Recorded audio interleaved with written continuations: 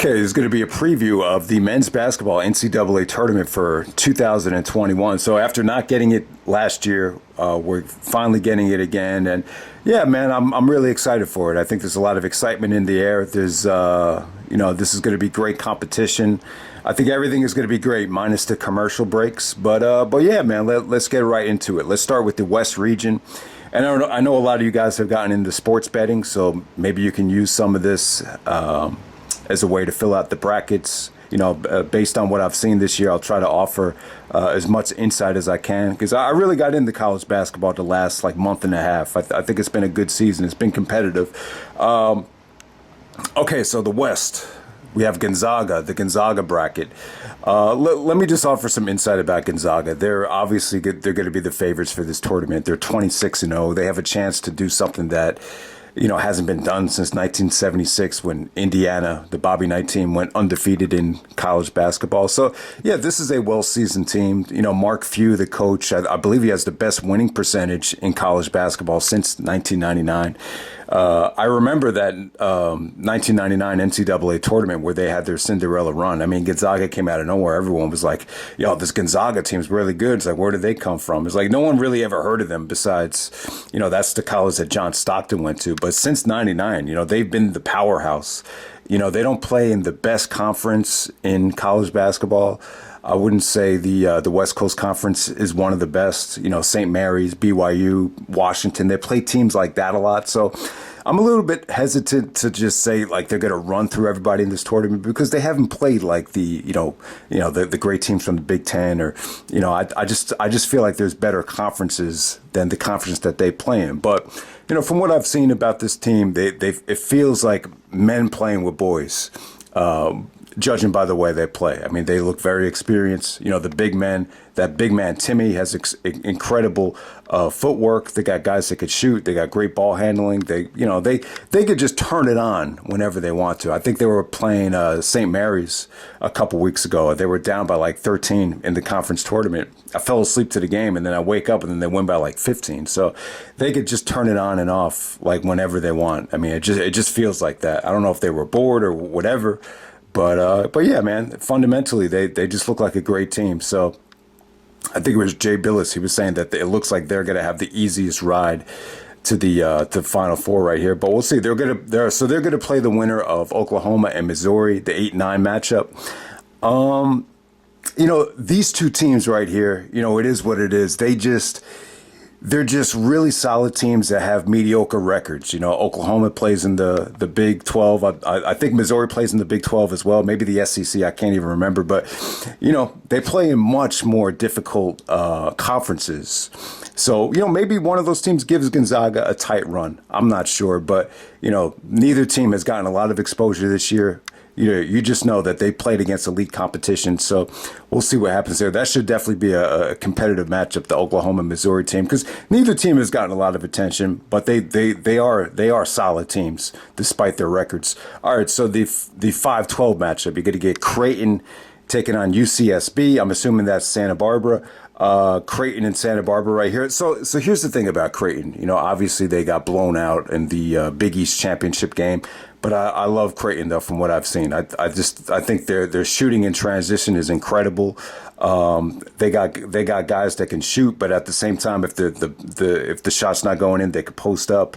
In transition, they look scary. I remember the game against Villanova. I was like, whoa, this Creighton team looks explosive. But then again, you get the game against Georgetown where, they got blown out and couldn't get back into the game. So I just feel like they had an injury there at the beginning of the game. They never really recovered. But I do like Creighton. I'm not going to give up on them yet. They made it to the finals of the Big East tournament. So don't sleep on Creighton. No one knows a lot about Santa Barbara, but I definitely say Creighton is still a team that's very deadly.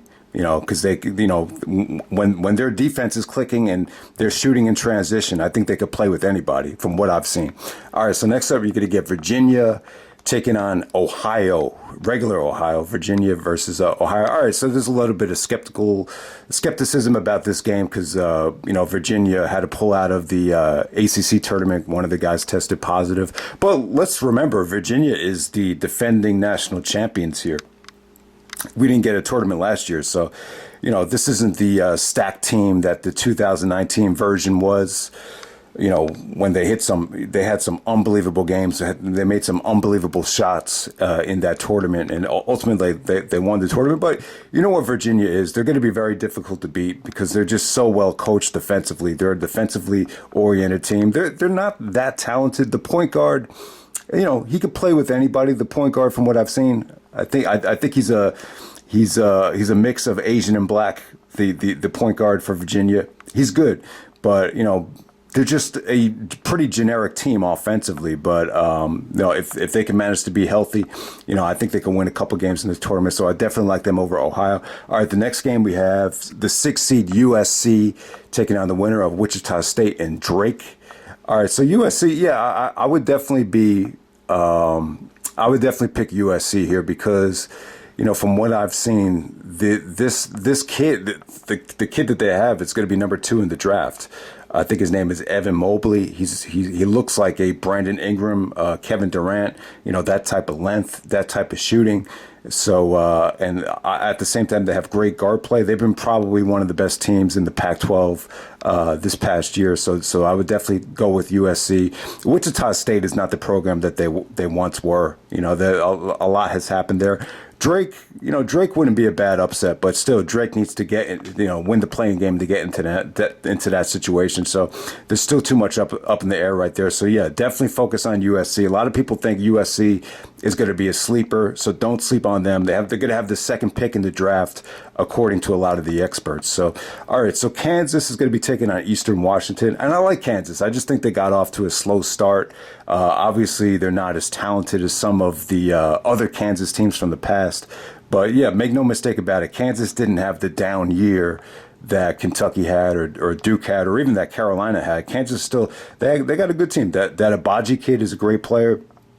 The big man McCormick, he got stronger as the year went on. I think they've been playing really, really good basketball lately. So I could definitely see Kansas making a run in this tournament. I'm not a big Self fan.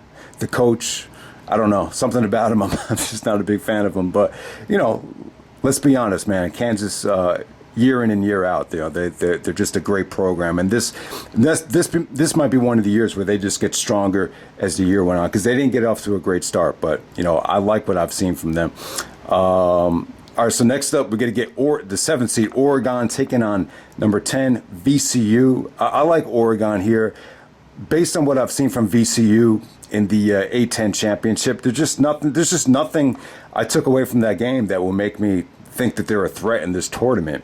So definitely don't think VCU is the surprise powerhouse that they were when Shaka Smart was coaching them 10 years ago. Yeah, obviously with Oregon, they're not as good as the teams that they had when they had Dylan Brooks a couple years ago, that really explosive Oregon team that made it to the Final Four. They're not that team, but Oregon plays in a crazy good conference, and you know what to expect from them. Lots of good shooting, lots of scoring, lots of fast-paced transition offense from them. So I'm assuming that Oregon's going to outplay VCU in this situation, but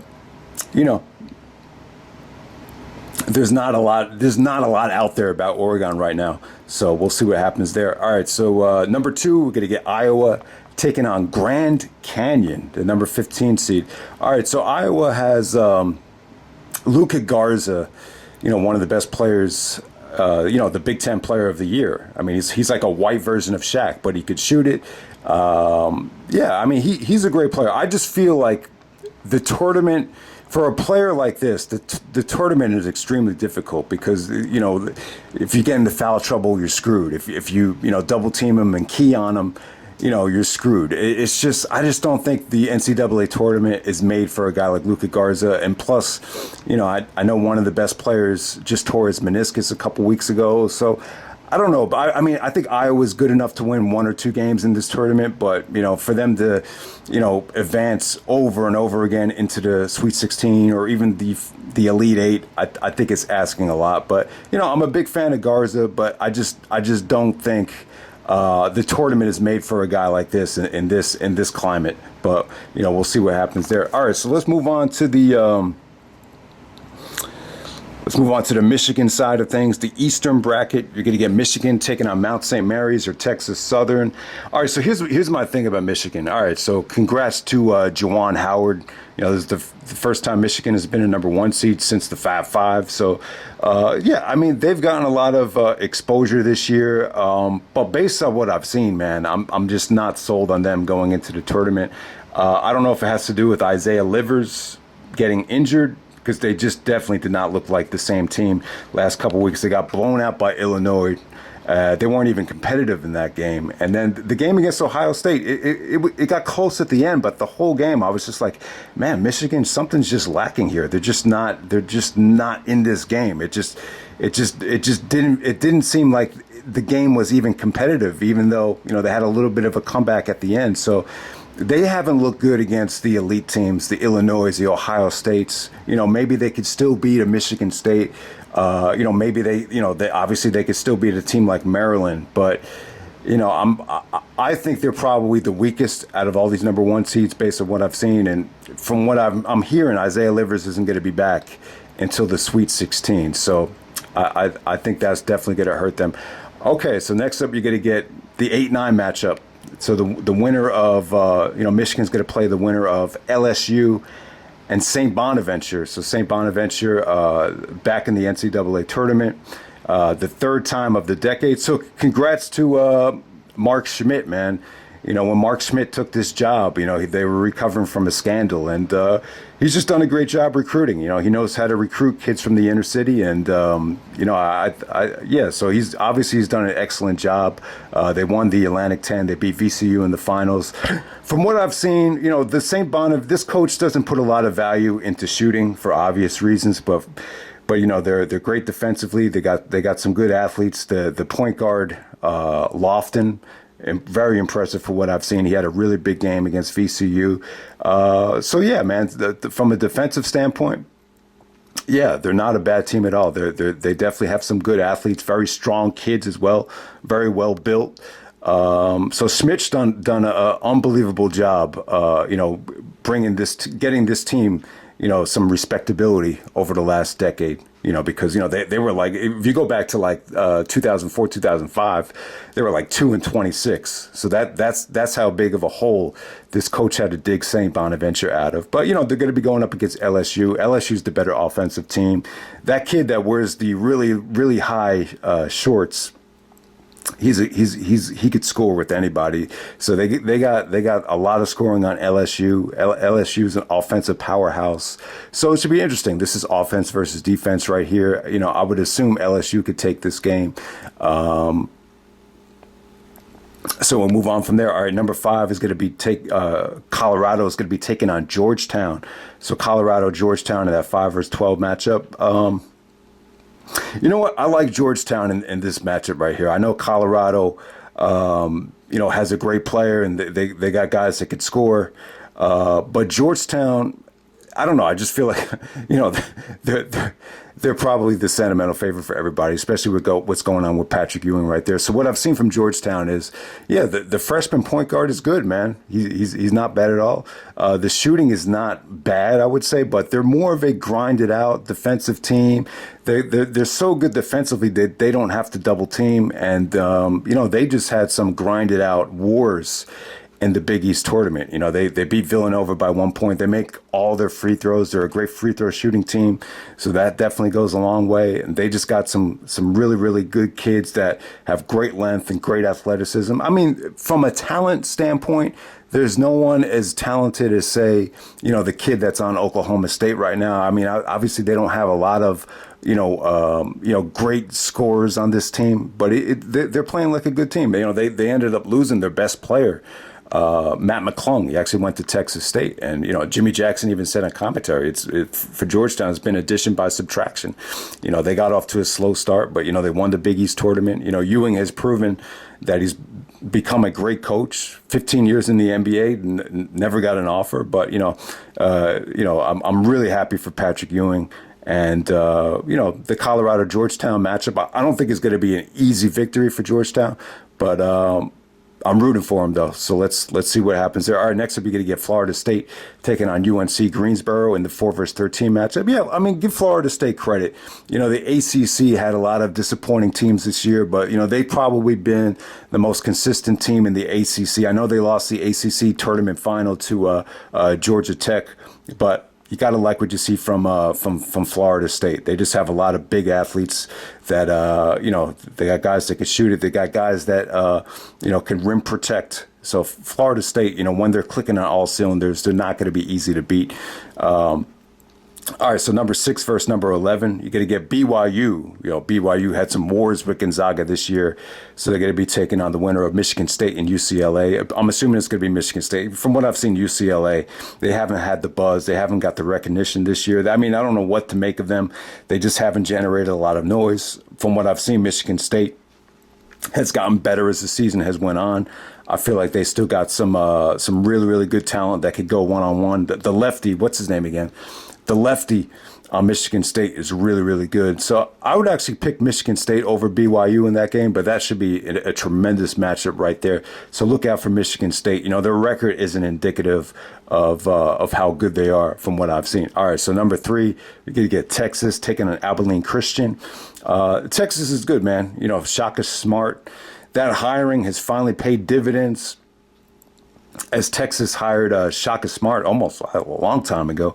But yeah, man, you know, this kid Jericho Sims is a great rim protector, great athlete. The point guard that Shaka recruited when he was in 8th grade, you know, he had a great, you know, Big 12 tournament. You know, they ended up winning the Big 12 championship over Oklahoma State, which was an awesome game. So yeah, Texas, this is one of the best teams in a long time. It's you could probably even argue this is the best Texas team, even a better Texas team than when they had Kevin Durant. All right, the the 7-10 matchup, UConn and Maryland.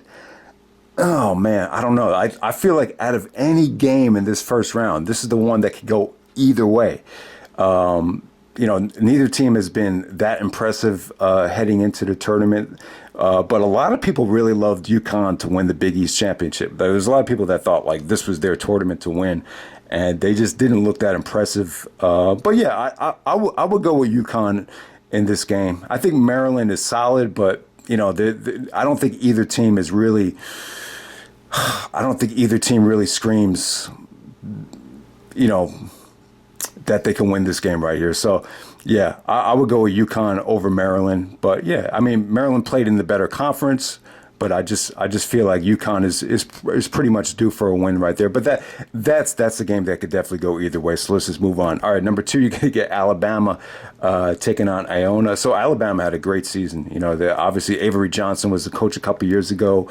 Colin Sexton made a name for himself in the NBA, but you know, Avery's not there anymore. But you know, this Alabama team, you know, they're kind of you know, they kind of created the kind of buzz that the football team had. You know, great athletes, you know, guys that can shoot it, just really, really scary to play against, and probably one of the most athletic teams in the nation from what I've seen. So they're going to go up against Iona, who's Rick Pitino. I'll tell you, man, Pitino is a legend. This is the 5th team that he's taken to the NCAA tournament. So, you know, they interviewed Pitino yesterday, and surprisingly, he just didn't seem confident. They asked him, you know, you're going up against Alabama. He's like, you know, guys, it's a 2 versus 15. You know what you're getting here. And I don't know, but Pitino didn't. You know, he said that Alabama is just a really, really good team, and you know, if Pitino doesn't seem confident that they're going to win, then they're probably not going to win. It just seems like, you know, this is you know, Pitino's just trying to use Iona as a stepping stone to get somewhere else. If I was Kentucky, I don't know, I would say Calipari needs to watch out. You know, I wouldn't be surprised if Kentucky, you know, made an offer for Pitino once this whole stripper fiasco holds over. But yeah, but give Pitino credit, man. You know, the first year he's at Iona, they get to the NCAA tournament. And this is just about them, you know, giving a strong performance here. I think, you know, for a team like Alabama, a team that just won the Big 12, the SEC tournament it's a tall order to even stay competitive in this game, but we'll see what happens. With Pitino, you never know. Pitino did admit that he has watched Alabama 6 times, so he is familiar with them, so that could be scary. But, if the coach doesn't seem confident, why should anyone else be confident, right? So, all right, so let's move on to the all right, let me just scroll up here. All right, let's move on to the South. We have Baylor taking on Hartford. All right, so this Baylor team, they were almost undefeated. They only lost 2 games this year. Yeah, great team, though. None of these guards really scream first pick in the draft, must-see talents, but they're all very good. Mitchell, Butler, this kid, what's his name? Maceo Teague. Very, very talented team. They just have multiple weapons, multiple guards, fast, athletic, can shoot it. All these guards are pretty good. So they're just a very well-rounded team from a guard standpoint, So you got to like what you see from Baylor. And, I think Baylor's going to pretty much have an easy ride for the first couple of rounds. So they're going to play the winner of North Carolina and Wisconsin. I like Carolina. I think Carolina has gotten better as the seasons went on. I think R.J. Davis has definitely gotten better. He's actually a great guard. What can I say about Carolina? So the knock on Carolina is that they've been sporadic, they've been inconsistent, they turned the ball over way too much. But as the season has gone on, they look pretty scary though. So I could definitely see Carolina, pulling off an upset in the I don't think they're going to beat Baylor, but I definitely think they could beat Wisconsin. Wisconsin is one of those teams that's kind of gone under the radar because they've just been playing such tough competition. They're 17-12, but they play in the Big Ten, so we'll see what happens there. But Carolina, Wisconsin, that should definitely be a hell of a matchup. I think it could go either way. Villanova and Winthrop, scary matchup for Villanova. No one knows a lot about Winthrop. They're 23-1. Obviously, they have a fat record based off playing bad teams. But hey, 23-1 is definitely respectable. And Villanova is not the same team that they were a couple years ago. They don't have Gillespie. But at the same time, Jay Wright recruited all these monsters from the Ranney School, which is a school by me that I didn't even know had a basketball team until a couple years ago. So we'll see if that recruiting class pays dividends there. But yeah, I'm a huge Jay Wright fan. He's been in the NCAA tournament for decades now, and he's got so much experience. He knows what it feels like to win the championship. He knows what it feels like to get upset in the first round or the second round. So I still think Villanova will have a good showing. They only lost to Georgetown by 1 point in the Big East tournament. It's not like they played awful. Georgetown had to hit every single free throw to win that game. So Villanova still has some guys. Let's make no mistake about it. All right, so the next matchup, you're going to get Purdue, number 4, taking on North Texas, 13. Yeah, out of anything, I just don't have much to say about this round. But Purdue definitely have guys that can shoot it. They play in the Big Ten, so obviously, they didn't get the respect that they probably deserve. But I think Purdue is definitely probably one of the most underrated teams in this tournament right there. But I would say that this is probably one matchup here where you could definitely expect an upset. So maybe North Texas would be the better choice in that matchup. Because Purdue just, they just feel like an average team compared to the rest of the teams in the conference. Okay, next matchup we got Texas Tech at number 6 taking on Utah State at number 11. So these, the wrap on these two teams is they're two very defensively minded teams. I've seen Texas Tech play a lot this year. So my problem with Texas Tech is your best player can't be Matt McClung. I think McClung is tough. I think he's a good shooter. I think he's scrappy. He's the guy that transferred from Georgetown. But Utah State has just such a great reputation of being a very defensively minded team. I just don't think Texas Tech. Texas Tech is. They're last. They were in the NCAA championship against Virginia in 2019, but they lost one of their best players to the NBA draft. I just think they're not exactly as good of a shooting team. I think Moretti, he's not there anymore. So a lot of guys that were on that team are not there anymore. But, this should be a hell of a matchup right there. The coach is intense from Texas Tech. Texas Tech has gotten a lot of exposure this year. But I think this Utah State team, they're probably the better bet in that situation.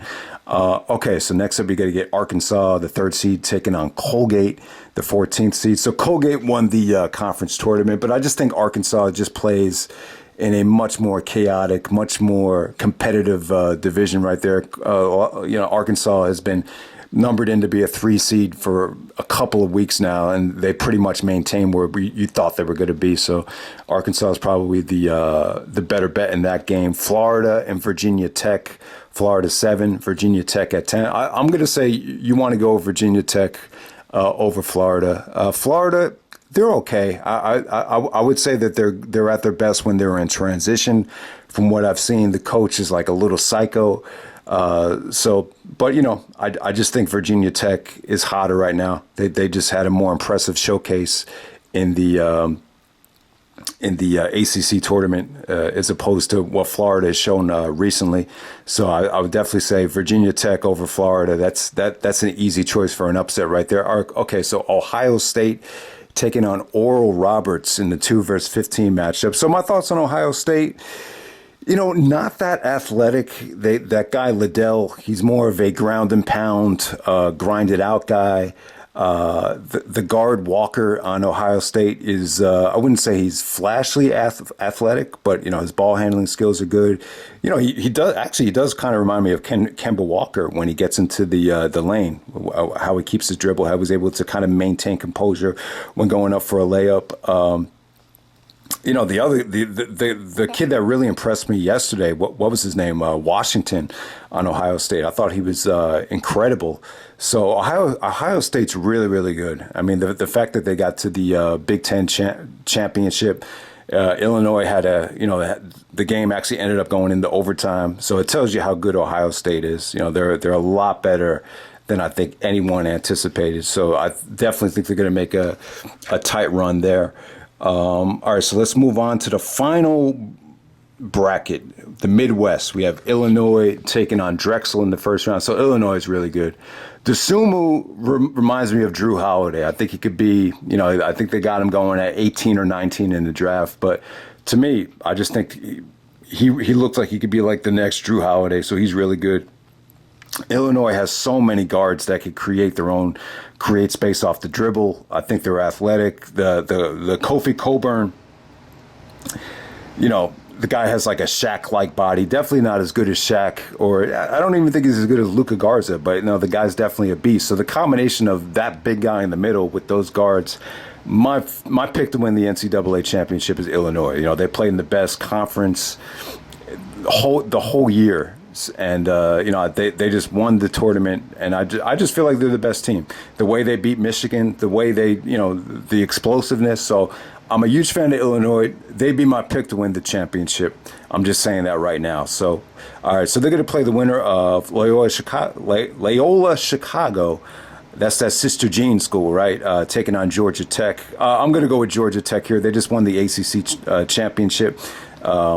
Their guards are just really, really athletic from what I've seen. So they've really been the surprise of the ACC, Georgia Tech right there. So that should be a hell of a matchup right there, without a doubt. Tennessee taking on Oregon State. Oregon State came on strong, man. They won the Pac-12 championship to everybody's surprise. But Tennessee is a tall order. Tennessee's always good. They're probably not as good as they were a couple years ago. But yeah, Tennessee is a lot of length, a lot of talent, a lot of just really, really good players that could put the ball in the basket. So Oregon State and Tennessee should definitely be a hell of a matchup right there. But Oregon State, they got hot at the right time. But how would they match up against a team like Kentucky or a team like Tennessee? With all that size, I don't think Oregon State over Tennessee would be smart, even though most people might pick them because they've gotten hot.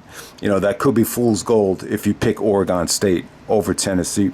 Okay, Oklahoma State and Liberty. This should be a tough matchup. So teams like Liberty, teams like Belmont, these are two teams that, really made a lot of noise in the tournament after not getting really a lot of exposure. And Liberty's just another team. They're going to be a tough matchup.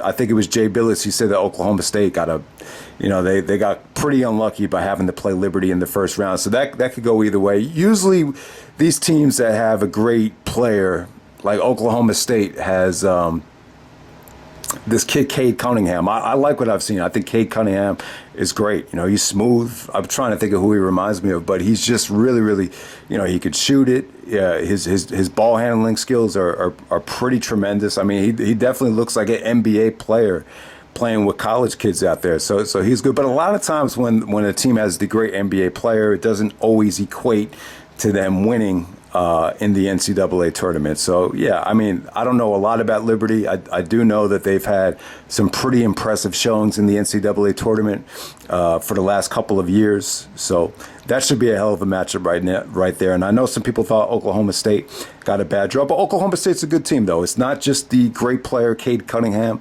They got a lot of kids that could score there. They're pretty athletic. They gave Texas a run for their money in the Big 12 championship. So don't sleep on Oklahoma State. If they could get by Liberty, I would expect them to make a deep run. But, it's just a situation where a lot of times when the hyped NBA player doesn't usually deliver in the NCAA tournament. That's been the story for years. All right, so San Diego State taking on Syracuse. I like San Diego State in that spot. I don't think Syracuse with Boeheim's zone is going to really – I don't think they're going to be a Cinderella story this year. That was a couple years ago he was able to do it. But, that's – I don't know. I don't see that happening. I think San Diego State, it's become – it's become an attractive place for kids to go. I think with Kawhi winning, 2 MVPs in the last decade, a lot of people have taken note that San Diego State develops really, really good players. So I would assume that San Diego State will win that game. Syracuse got a pretty high rating considering, they didn't really have that impressive of a year. But, they play that zone and, Boeheim's son could really shoot it. So it's not like they're a bad team, but I wouldn't expect them. I think them going over San Diego State, that's a tall order. West Virginia and Morehead State. So West Virginia's good this year, man. Huggins, he puts together these teams that know how to press. So, they're really going to put that defensive pressure on teams. But the difference this year is that they just have much better scoring. They got guys that could, take the ball off the dribble, create space, and create their own shot. They're just a much better scoring team this year, as opposed to a couple years ago where they were strictly defensive-minded teams. This is a nice mix of defensive pressure and clutch offense as well. So West Virginia is actually a really good team this year. Clemson taking on Rutgers. I haven't heard shit about Clemson this whole year, but obviously they do play in the ACC, so they have a pretty good rating. So this is the first time that Rutgers has been to the tournament since 1991. You believe that? And I know they had a rough time once they finally entered the Big Ten. But yeah, give Rutgers a lot of credit. They came on strong. Ron Harper's son, it doesn't look like his son, but he's a big guy, but he's pretty talented. So Rutgers got a lot of good talent. And, after getting off to a slow start once they entered the Big Ten, they're finally in the tournament here. So I like to see Rutgers win over Clemson. I think so, but I don't know much about Clemson at all. But I do know that Rutgers, this is their best team in quite some time. So I would go with Rutgers over Clemson. All right, Houston taking on Cleveland State. I like Houston in that game. Houston looks too athletic. They look like their transition defense, from what I've seen, is excellent. They got a lot of quick guards that can shoot in transition. I know Cleveland State's had some pretty good upsets over the last couple of years in the tournament, but definitely not this year. I think Houston's a bad matchup for them. I just think Houston looks very good. I mean, they don't play in a great conference, but their record is incredibly respectable, and the way they beat Cincinnati in the American Conference Championship was pretty impressive. So I like Houston. I like Houston to make a nice little run here. All right, so I just want to go back and give you my final 4 picks. So. All right, so let me go back to that Gonzaga bracket. All right, so definitely, yeah, I definitely like to see. I would definitely see Gonzaga getting to the Final Four. I think the team that's going to give Gonzaga the most trouble, man, I'm going to say it's Kansas. I'm going to say either USC or Kansas will probably give Gonzaga the most trouble. I don't see Iowa, and I definitely don't see Virginia, giving Gonzaga much of a battle if they do play each other. But I think Kansas is going to get stronger as the season goes on, as the tournament goes on, and this kid from USC, if he's as good as they say he is, we'll see what happens there. But I think USC could probably be one of those teams that gives Gonzaga the most trouble there. But Gonzaga does look like they have an easy path to the Final Four. All right, so let me go back to the Michigan bracket. So out of all these teams, I think even without Isaiah Livers, I think Michigan could probably easily beat St. Bonaventure or LSU. And, they could probably win a couple rounds without Livers, but definitely don't see them getting to the Final Four unless they start looking like the team that they did back in, January. But I'm trying to look. All right, I'm looking at this now.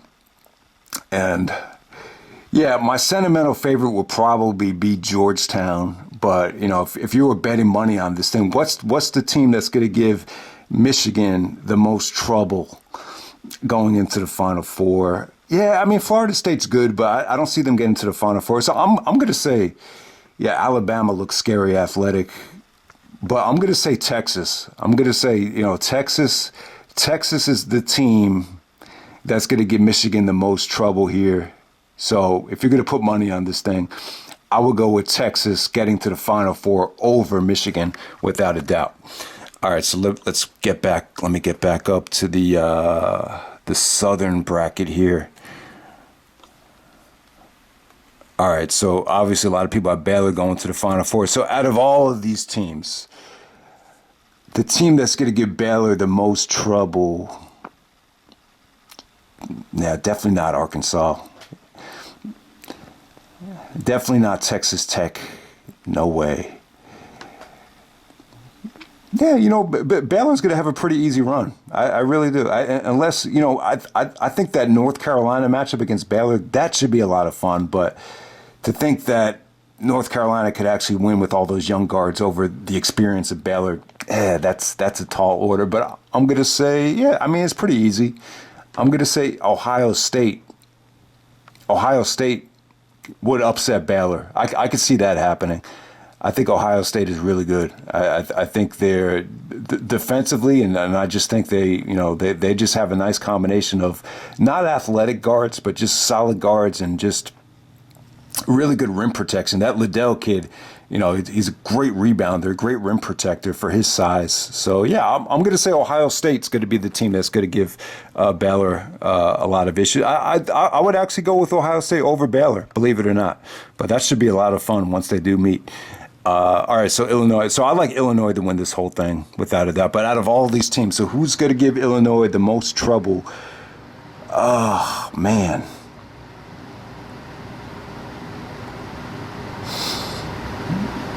We're going to find out how good Houston is when they play West Virginia. But I'm going to say it's going to be West Virginia. Oh, man, either West Virginia or Oklahoma State. If Oklahoma State could get by Liberty, then I think they'll be okay. Yeah, that Oklahoma State-Tennessee matchup, that'll be a lot of fun.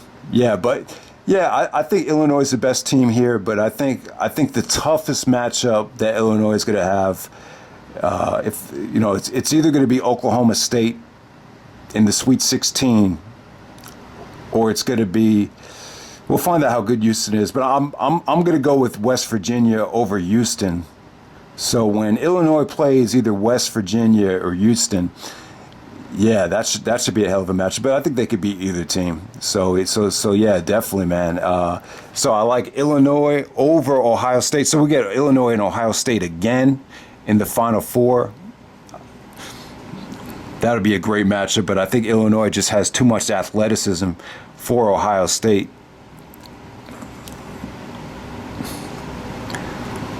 And then I think it's going to come down to Texas and Gonzaga. I just think Gonzaga is probably the better team. And then Illinois and Gonzaga in the championship, I'm still going to go with Illinois over Gonzaga. That should be an awesome matchup if that does happen, but we'll see what happens. So, yeah, Illinois over Gonzaga. Those are my picks. That's the NCAA championship, and I'm out. All right.